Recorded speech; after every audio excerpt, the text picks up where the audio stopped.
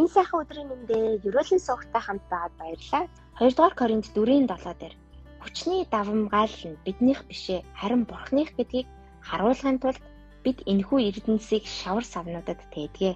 Амен. За энэ ишлээс эзэн надад нэг зүйлийг маш тодорхой ойлгуулж байна.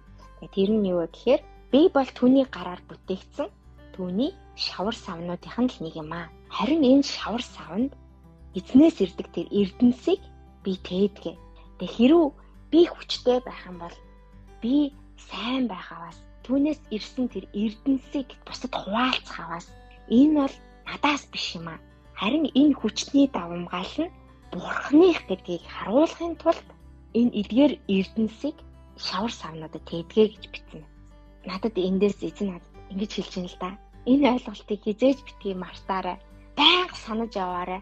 Зүрхнийхаа самбарт бичээрэй. Тархиндаа ингээд бүр сийлэрэй гэж хэлж байна. Яа тэгэхээр чиний амьдралд уналт босолттой юу ч тохиолдсон бай. Ямар ч оргилд хүрсэн бай. Чи миний бүтээлийн шавар савнууд юм аа л нэг юм.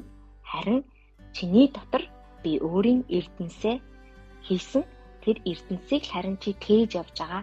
Эрдэнэс нь аль минийх харин шавар сав нь чи юм аа. Хэрвээ чи хүчтэй байх юм бол тэр давамгаал нь хүчний давамгаал нь чинийх биш харин минийх юм аа гэдэг эзэн надад энэ ишлэлээр дамжуулан маш тодорхой ойлгууллаа. Тэгээд эзэн үнэхээр талархъя. Амен. Баярлалаа Эма.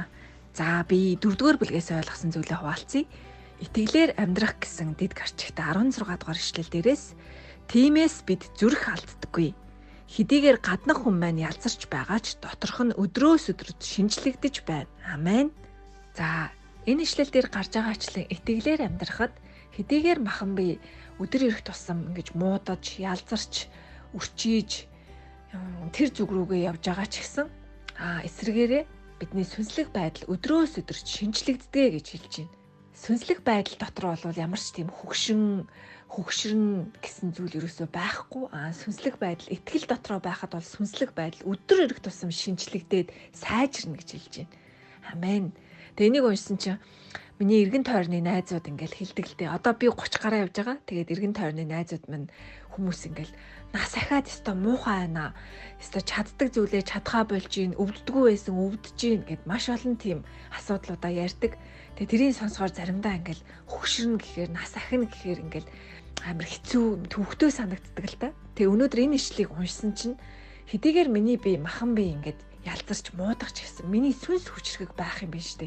Миний сүнс ингээд дагаад хөгшрөө, дагаад ялцраад тэгдгүүн байж тээ. Миний сүнс бол итгэл дотроо байх юм бол тэгэхээр Христтэй хамт байх юм бол улам илүү ингэж хүчрэгждэг юм биш үү? Тэр махан биеийн тэр хідэн настайгаас шалтгаалдаг зүйл ерөөсөө биш юм биш үү гэж бодсон чи ерөөсөө хідэн настай болсон ч гэсэн үнэхээр сүнс минь үнэхээр хүчрэг байна гэж бодсон чинь тийм гайхалтай амар тайван ирж байна. Хідэн настай хүмүүс ямар ч настай хүмүүс энэ подкастыг сонсож байгаах. Гэхдээ та нарын нас ямар байх нь ерөөсөө хамаагүй. Итгэл дотроо байх юм бол өдрөөс өдөр та нар шинжлэгдэн шүү. Өдрөөс өдөр сүнс чинь хүчрэгжин шүү гэж бас урамшуулж байна. Яг энэ Бурхны 4:16-гаар урамшуулж байна. За баярлалаа.